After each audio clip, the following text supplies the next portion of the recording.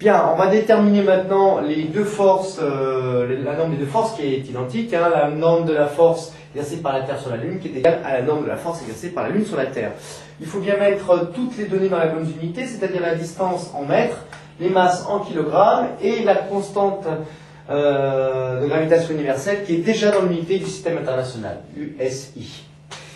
F est donc par conséquent égal à K, c'est-à-dire 667 fois 10 moins 11, multiplié par la masse de la Terre qui est de 6 fois 10 puissance 24, multiplié par la masse de la Lune qui est de 7,34 fois 10 puissance 22, divisé par, ici, la distance au carré. N'oubliez pas de mettre les parenthèses, de façon à ne pas oublier d'élever au carré cette expression.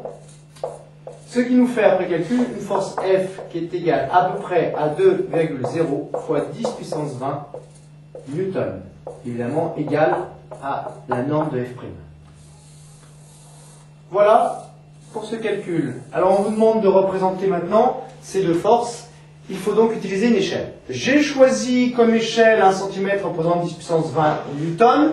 La longueur de F est égale à la longueur de F' est égale à 2 cm. Hein. Notez bien que je ne mets pas que le vecteur F égale 2 cm, c'est sa longueur qui fait 2 cm.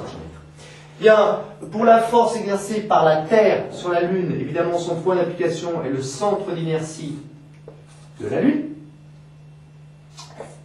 Voilà la force F, donc qui fait 2 cm de long, et la force exercée par la Lune sur la Terre, qui a exactement la même norme, exactement la même direction.